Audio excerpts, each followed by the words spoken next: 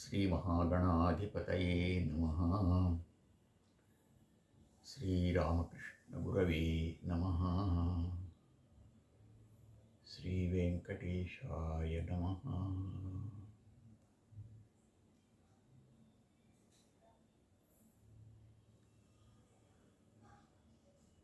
నిర్వాణ షట్కం. షట్కం అంటే 6 శ్లోకాలు కలిగింది అని. నిర్వాణం అంటే ముక్తి. నిర్వాణ షట్కం అంటే ముక్తికి సంబంధించిన విషయాలను తెలియజేసే 6 శ్లోకాల సమాహారం అన్నమాట. ఇది ఆదిశంకరాచార్యుల వారు అనుగ్రహించిన ఒక అద్భుత స్తోత్రం, తాత్వికమైన స్తోత్రం. అహం బ్రహ్మాస్మి అని యజుర్వేదంలో ఒక గొప్ప సూక్తి, గొప్ప మంత్రం, మహావాక్యం అంటారు దీన్ని. ఆ మహావాక్యం అర్థాన్ని తెలియజేసే స్తోత్రం ఇది. ఆ మహావాక్యానికి సింపుల్గా చెప్పుకుంటే అర్థం నేను ఎవరు అని. దానికి సమాధానం ఆ వాక్యంలో, ఆ మహావాక్యంలో ఉంది. అహం బ్రహ్మ అస్మి అని. అహం అంటే నేను, బ్రహ్మ అంటే ఆ పరబ్రహ్మ స్వరూపమే, అస్మి అంటే అయి ఉన్నాను అని. రమణ మహర్షి కూడా ఈ సత్యాన్ని తాను అనుభవించి, ఆ మహానుభావుడు లోకానికి అందించాడు. నేనెవరో తెలుసుకో అని చెప్పేవాడు. ఆ నేను తత్వాన్ని చక్కగా ఈ శ్లోకాల్లో వివరించారు శంకరాచార్యులు వారు. నిజానికి ఆ పరబ్రహ్మతత్వాన్ని, అద్వైత స్థితిని వివరించడం చాలా కష్టం. చాలా కష్టం కాదు, వేదం ఏం చెప్పింది అంటే ఇది అసాధ్యం అని చెప్పింది. యతో వాచో నివర్తంతే అప్రాప్య మనసా సహా అని. అంటే ఆ పరబ్రహ్మతత్వాన్ని చెప్పడానికి వాక్కులు ప్రయత్నించి వెనుదిరిగాయి. అంతేకాదు మనస్సుతో కూడా మనం, అంటే ఊహతో కూడా, భావనతో కూడా అక్కడికి చేరుకోలేము అని చెప్పాయి. అటువంటప్పుడు దీని గురించి మరి శంకర్ల వారు ఎలా చెప్పారు అంటే, అదే శంకరుల యొక్క గొప్పతనం, అదే శంకరుల యొక్క ఔన్నత్యం. వారు దీన్ని చెప్పడంలో ఒక పద్ధతిని అవలంబించారు. అన్వయ వ్యతిరేకములని ఒక 2 పద్ధతులు ఉన్నాయి. ఒక వస్తువును గురించి చెప్పేటప్పుడు, దాని తత్వాన్ని, దాని స్వభావాన్ని చెప్పేటప్పుడు, ఆ వస్తువులో ఈ గుణగణాలు ఉన్నాయి, ఈ రూపం ఉంది అని చెప్పడం అన్వయ పద్ధతి, అంటే పాజిటివ్ మెథడ్. అట్లా కాకుండా నెగటివ్ మెథడ్ అని ఒకటి ఉంది. అది నకార విధానం, నేతివాదం అని అంటారు. న ఇతి అని అర్థం దానికి. అంటే ఇది కాదు, ఇది కాదు అని తోసివేస్తూ రావడం అన్నమాట.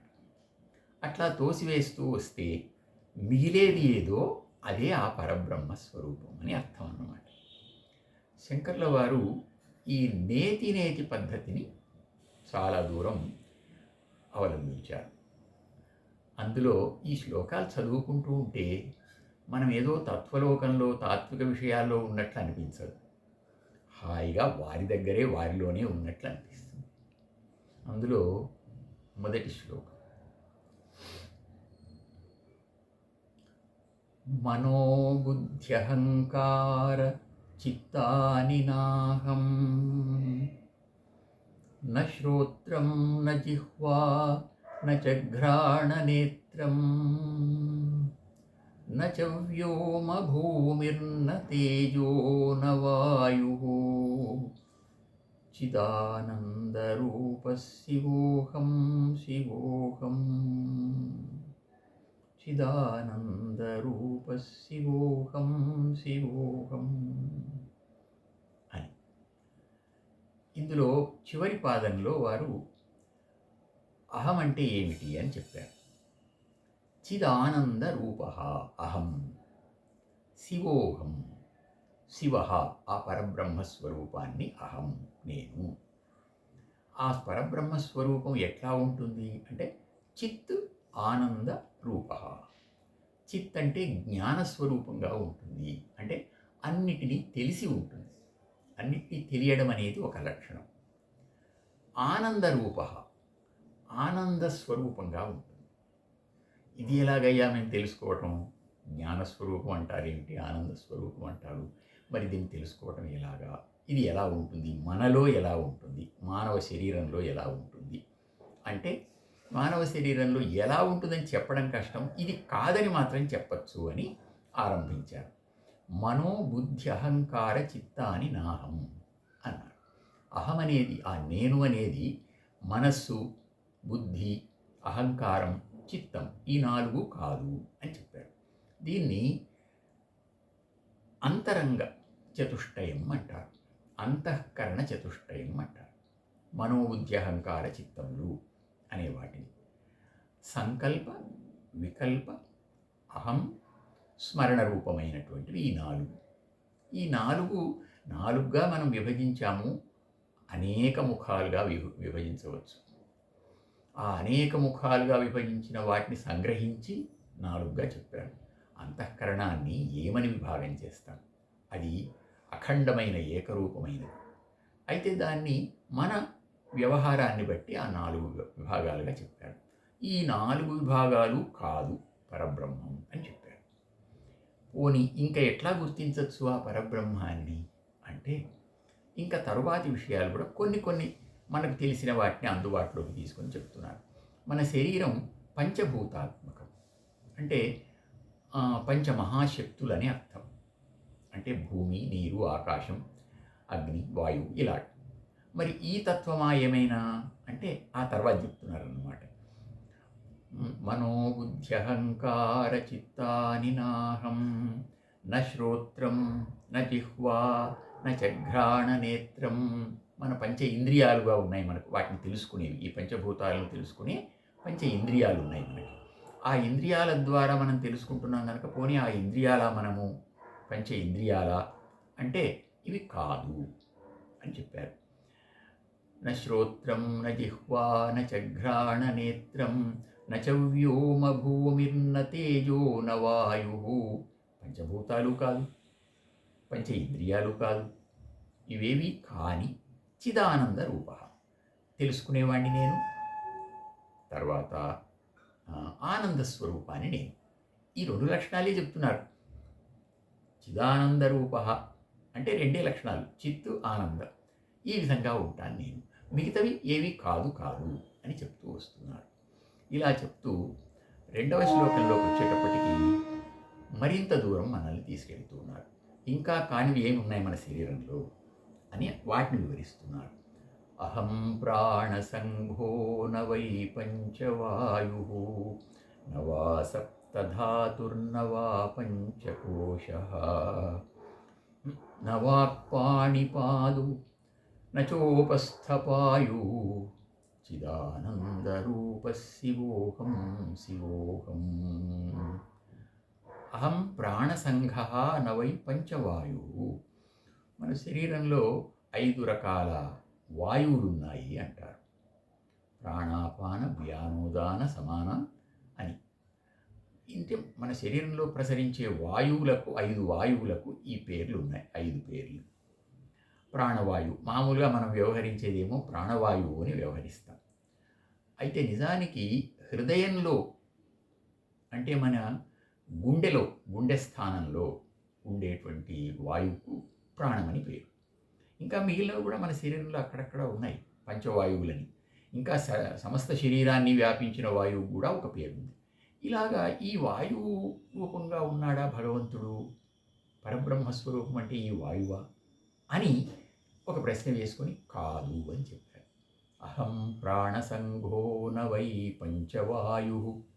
పోని శరీరంలో నీరు, రక్తమాంసము ఇవన్నీ ఉన్నాయి కదా, కొన్ని ధాతువులు అంటారు వీటిని, సప్తధాతువులు. నవా సప్తధాతుః అని చెప్పారు. నవా పంచకోశ, పంచకోశాలని కూడా మన శరీరంలో ఉన్నాయి. అంటే మనో మొదటి నుంచి మొదలుపెట్టి అన్నమయ కోశము, ప్రాణమయ కోశము, మనోమయ కోశము, విజ్ఞానమయ కోశము, ఆనందమయ కోశమని తైత్రీయ ఉపనిషత్తు ఈ కోశ విభాగాన్ని చేసి ఆ పరతత్వాన్ని చెప్పడానికి చాలా విస్తృతంగా ప్రయత్నం చేసింది. అదేవైనా పంచకోశాలు పోనీ నేనా అంటే అవేవి కాదు అన్నారు. చాలా అద్భుతమైన విషయం. సాధారణంగా ఆనందమయ కోశం మనది అని అనుకుంటాం. నిజానికి ఇందులో కూడా చిదానంద రూప అని ఆనంద శబ్దం వాడారు. అయితే ఈ ఆనందం వేరు, పరబ్రహ్మలో చెప్పినటువంటి ఆ ఆనందం వేరు. ఆ ఉపనిషత్తులోనే చివరిలో వస్తుంది. ఏతదన్నమయమాత్మానముపసంక్రమ్య ఏతత్ప్రాణమయమాత్మానముపసంక్రమ్య ఏతన్మనోమయమాత్మానముపసంక్రమ్య ఏతద్విజ్ఞానమయమాత్మానముపసంక్రమ్య ఏతదానందమయమాత్మానముపసంక్రమ్య అని వస్తుంది. అక్కడ ఆనందమయమైన ఆ కోశాన్ని కూడా దాటిన తరువాత ఏముంది చెప్పడానికి ఏమీ లేదు, అనుభవమే. ఏం అనుభవం ఉంది అని అంటే అక్కడ చెప్పారు ఆ ఉపనిషత్తులో, హా ఊహా ఊహా ఊ అహమన్నం అహమన్నం అహమన్నం అలా సాగుతుంది ఆ ఉపనిషత్తు. అంటే సమస్తము నేనే అయి ఉన్నాను అని ఆ ఉపనిషత్తు ఆ స్థాయిలో ఆ అనుభవంలో తెలియజేస్తుంది. కనుక పంచకోశాలు కూడా నేను కాదు. ఇంకా సరే మిగిలిన కరచరణాది అవయవాల అవి అసలు కానే కాదు. చేతులు, కాళ్ళు ఇట్లాంటివి పంచకర్మేంద్రియాలు. పంచ జ్ఞానేంద్రియాలు మొదట చెప్పారు. పంచకర్మేంద్రియాలు ఏమన్నా అంటే అది కూడా కాదు. కనుక ఇదంతా నేతి నేతివాదమని అంటారు. నేతి నేతి పద్ధతి, నా ఇతి నైతి అనే పద్ధతి. సరేనయ్యా, ఇదంతా బాగానే ఉంది, మరి ఏదో అర్థం అయినట్లు కానట్లు ఉంది. పోనీ మనకు లోక వ్యవహారంలో కొన్ని ఉన్నాయి కదా, పుణ్యమని పాపమని. మరి పుణ్యకర్మ చేసే స్వభావం కలిగినటువంటి ఆ స్వభావం ఏమైనా పరబ్రహ్మం అవుతుందా? మంచి పనులు చేస్తుంది కదా ఆ స్వభావం. అంటే దాన్ని శంకరులు చాలా అద్భుతమైన విశ్లేషణతో చెప్తున్నారు. నేనంటే పుణ్యకర్మ చేసే స్వభావమా అంటే కాదు అని చెప్పాడు. చాలా అద్భుతమైన గొప్ప విశేషం ఇది. ఇది ఒక నిర్వ్యాజ ప్రేమకు సంబంధించిన విషయం. అన్కండిషనల్ లవ్ అంటారు. భగవంతుడు నిర్వ్యాజ ప్రేమను వర్షిస్తాడు తప్ప ఇది నాకు పుణ్యమిస్తుందనో లేక ఇది పాపమిస్తుందనో చేసి చెయ్యక ఉండడు అని ఆ పరబ్రహ్మ స్వరూపాన్ని న పుణ్యం న పాపం న సౌఖ్యం న దుఃఖం న మంత్రో న తీర్థం న వేదా న యజ్ఞాః అహం భోజనం నైవ భోజ్యం న భోక్తా చిదానందరూప శివోహం శివోహం చెప్పారు.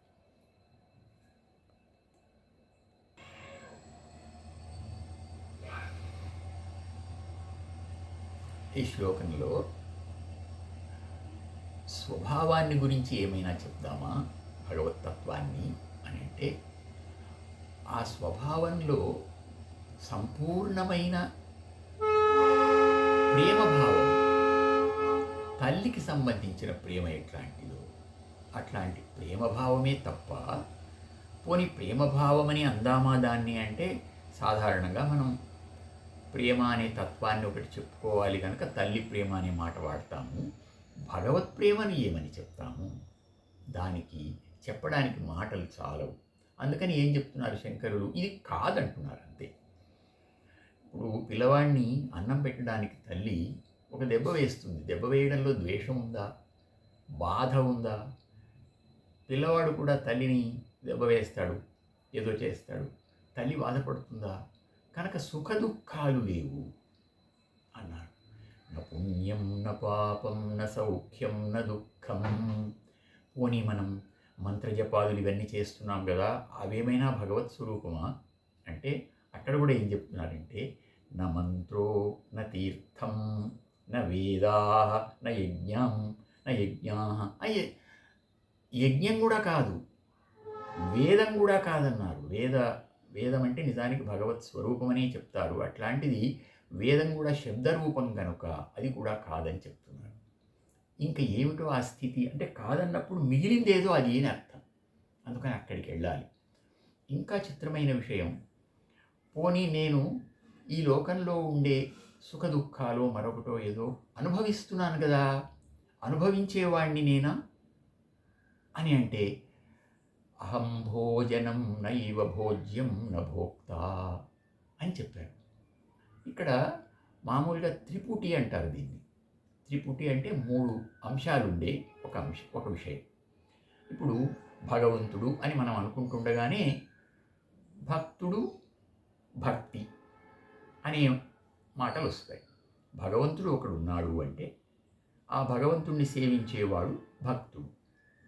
వీరిద్దరికీ అనుసంధానం అయినటువంటి క్రియ భక్తి. ఈ 3 అంశాలు ఉన్నాయని అర్థం. అట్లాగే నేననేవాడిని ఒకడున్నాను, ఈ ప్రపంచం అనేది ఏదో ఒకటి ఉంది. అటువంటప్పుడు నేను అనుభవిస్తున్నాను, ఈ ప్రపంచాన్ని అనుభవిస్తున్నాను, అనుభవం అనేది ఒకటి ఉంది అని ఈ 3 అంశాలు వస్తున్నాయి కదా. అంటే లేవు, ఈ 3 అంశాలు నేను కాదు అని చెప్పారు. అహం భోజనం అంటే అనుభవం, భోజనం కాదు, అనుభవం కాదు. అహం భోజనం నైవ భోజ్యం, ఆ తినబడే వస్తువు ప్రపంచమా కాదు. భోక్త పోని అనుభవించేవాడినా కాదు అన్నారు. చాలా అంటే ఇది కాదని చెప్పడం అన్నమాట పద్ధతి. ఆ కాదని అంటే మన స్వభావాన్ని కూడా విశ్లేషిస్తున్నారు. ఈ స్వభావంలో మనకు అరిషడ్వర్గాలు ఉన్నాయి. అంటే కామక్రోధ లోభమోహాలు ఉన్నాయి. అవి ఏమైనా వీటికి సంబంధిస్తాయా అని అంటే చెప్తున్నారు.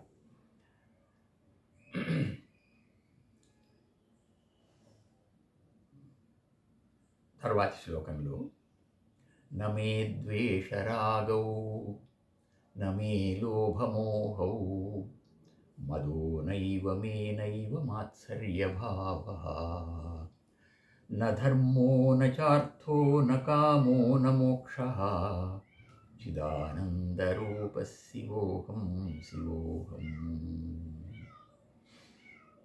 అరిషడ్వర్గాలు అవి నేను కాదు అంటే మరి అరిషడ్వర్గాలు అనేవి లేవా? కామక్రోధాలు, లోభమోహాలు, మాత్సర్యద్వే ఇట్లాంటివన్నీ లేవా అంటే అన్నీ ఉన్నాయి. మరి ఉండి అది ఎవరు? నేను కాదు అని చెప్పారు. మరి ధర్మార్థ కామ మోక్షాలు ఉన్నాయి కదా, పురుషార్థాలివి. అంటే మానవుడై పుట్టినవాడు ప్రతివాడు ధర్మబద్ధంగా కామ అర్థాలను సాధించుకొని ముక్తిని పొందాలి అని అంటారు కదా. మరి అవేమైనా నేను అవుతానా? నాకు సంబంధించిన విషయాలు అవుతాయా అంటే కాదు అని చెప్పారు. న ధర్మో న చార్థో న కామో న మోక్షః. మరి ఏమిటి అహం? చిదానందరూప శివోహం శివోహం. అయితే పోనీ ఇంకొకటి అర్థం చేసుకోవచ్చునా? నేను పుట్టి ఉన్నానా లేదా? పుట్టాను అన్నప్పుడు ఏది పుట్టిన వస్తువు అది గిట్టక తప్పని వస్తువు కనుక మృత్యువు ఉండాలి. అంటే వెంటనే చెప్తున్నారు మృత్యువు లేదు అన్నారు. న మృత్యుర్న శంకా న మే జాతి భేదః పితా నైవ మే నైవ మాతా న జన్మ న బంధుర్న మిత్రం గురుర్నైవ శిష్యః చిదానందరూప శివోహం శివోహం. నా మృత్యువు అన్నారు. మృత్యువు లేదు, అమృతస్వరూపం. నా శంక, ఇంకా జీవితంలో అనుమానించవలసింది ఎక్కడ, సందేహించవలసింది ఎక్కడ? నిండుగా ఉండడమే తప్ప.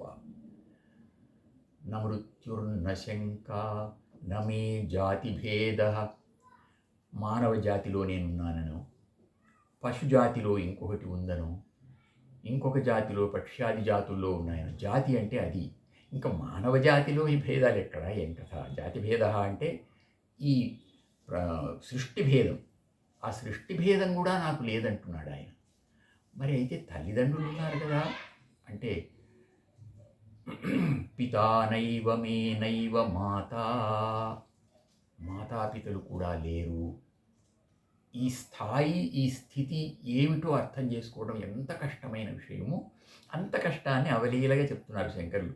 నా జన్మ, పుట్టుకే లేదు, పుట్టుక లేదు గనక మృత్యువు లేదు అని ఈ శ్లోకంలో చాలా అద్భుతమైన విశ్లేషణ చేశారు. చేసి ఇంకా ఇదే లేనప్పుడు నా బంధుర్న మిత్రం, ఇంకా బంధువులు మిత్రులు ఇంకెక్కడి నుంచి వస్తారు. ఇంకొక విశేషం చెప్పారు, నా గురుర్నైవ శిష్య, గురు శిష్యులు కూడా లేరన్నారు. అంటే గురు శిష్య భావం అనేది కూడా ఈ పరబ్రహ్మ స్వరూపంలో, ఈ అద్వైత స్థితిలో లేదు. సమస్తము ఏకము, స ఏకః, స ఏకః అని ఉపనిషత్తు చెప్తుంది. ఆ ఉపనిషత్ తత్వాన్ని శంకరులు ఇలా కాదు కాదు అని చెప్పుకుంటూ వచ్చారు. మరి ఇక్కడికి మనకు 5 శ్లోకాలు పూర్తయ్యాయి.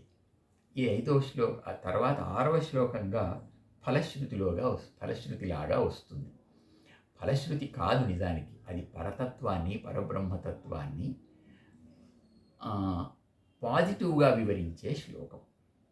అహం నిర్వికల్పో నిరాకారరూపో విభుత్వాచ్చ సర్వత్ర సర్వేంద్రియాణం నవా బంధనం నైవ ముక్తిర్న బంధః చిదానందరూపః శివోహం శివోహం చిదానందరూపః శివోహం శివోహం చిదానందరూపః శివోహం శివోహం. అహం నిర్వికల్పః, ఈ పూర్ణ స్థితిలో వికల్పం లేదు. అంటే రెండవ ఒకటి ఏదో ఉంది అని దానివైపు మొగ్గు చూపడం లేదు. ఈ మానసికమైన శక్తి ఏదైతే ఉందో, మనకు లోపల అంతర్గత శక్తి ఏదైతే ఉందో, ఆ శక్తి రెండవ దాన్ని చూడడం లేదు. నిర్వికల్ప, అహం నిర్వికల్పో నిరాకార రూపో. నీ ఆకారం ఏమయ్యా పరబ్రహ్మస్వామి అని అడిగితే ఆయన చెప్తున్నారు నిరాకార రూప. చాలా విచిత్రమైన మాట వాడారు ఇక్కడ శంకరులు. ఆకారం ఏమయ్యా అంటే నిరాకారమే ఆకారం అన్నారు. చాలా చిత్రంగా ఉంటుంది. ఆకారం లేకపోవడమే ఆకారం. నిరాకార రూప, అహం నిర్వికల్పో నిరాకార రూపో విభుత్వాచ్చ సర్వత్ర సర్వేంద్రియాణం. అయితే ఒక్కటి, ఈ సమస్తానికి నేను అధిపతిని. విభువు అన్నారు. విభు అంటే విశేషమైన పరిపాలకుడు. అంటే సమస్తాన్ని తన అధీనంలోనే పెట్టుకున్నటువంటి ఒక మహాతత్వం ఇది అని చెప్పారు. విభుత్వాచ్చ సర్వత్ర సర్వేంద్రియాణం. ఎప్పుడైతే ఈ అన్నిటిపైన తనకే ఆధిపత్యం ఉందో, ఆ పరబ్రహ్మకే ఆధిపత్యం ఉందో, అప్పుడు ఇక్కడ బంధనము, ముక్తి, బద్ధుడు అనే ఈ త్రిపుటి ఎక్కడి నుంచి వస్తుంది? ఇంకా అంటే ముక్తి పొందడం అనే ముక్త స్థితి కానీ, బంధింపబడ్డాడనే బద్ధస్థితి కానీ, బంధనం అనే బంధించడం అనే ఒక క్రియ కానీ, ఈ త్రిపుటి అంటున్నాం. ఈ త్రిపుటికి అవకాశమే లేదు. కనుక మిగిలింది ఏమిటయ్యా అంటే చెప్తున్నారు, చిదానందరూప. నేను ఎటువంటి వాడిని అంటే జ్ఞానస్వరూపుణ్ణి. అంటే తెలిసే స్వరూపం. నాకు తెలుస్తోంది నేనెవరు అనేది నాకు తెలుస్తోంది. ఆ తెలిసిన తీరు, తెలిసిన స్థితిలో ఎలా ఉన్నాను నేను అంటే ఆనంద స్వరూపంగా ఉన్నాను. అది మామూలు ఆనందం కాదు, బ్రహ్మానందం, పరిపూర్ణమైన ఆనందం. బ్రహ్మశబ్దానికి బృహత్ అని అర్థం, పెద్దది. ఎంత పెద్దది? ఇంత అని చెప్పలేనంత పెద్దది. అంత పెద్ద, అంత పరిపూర్ణమైన ఆనందం. ఈ పరిపూర్ణమైన అనే దాన్ని కూడా ఉపనిషత్తులు వాటిలో చెబుతారు. ఓం పూర్ణమదః పూర్ణమిదం పూర్ణాత్ పూర్ణముదచ్యతే పూర్ణస్య పూర్ణమాదాయ పూర్ణమేవావశిష్యతే. సమస్తము పరిపూర్ణమై ఉంది. ఎక్కడా అర్ధార్థ భాగాలేమీ లేవు. ఖండం లేదు, ఇది అఖండం. ద్వైత భావం లేదు, అద్వైతం. కనుక ఇది శివస్వరూపం. శివం మంగళం, మంగళస్వరూపం. ఆ మంగళస్వరూపమైన స్థితి ఏదైతే ఉందో అది నేను, అహం అని ఈ నిర్వాణ షట్కంలో శంకర్ల వారు వాక్కులతో చెప్పడానికి వీల్లేని ఒక మహాతత్వాన్ని, ఒక అద్భుతమైన స్థితిని మనకు చాలా సులభంగా విశ్లేషించి అందజేసినారు. ఆ శంకర్ల వారిని ఒక్కసారి స్మరించుకొని మనం ఈ కార్యక్రమానికి మంగళాచరణం చేద్దాం. శృతిస్మృతిపురాణానాం ఆలయం కరుణాలయం నమామి భగవత్పాదశంకరం లోకశంకరం. ఓ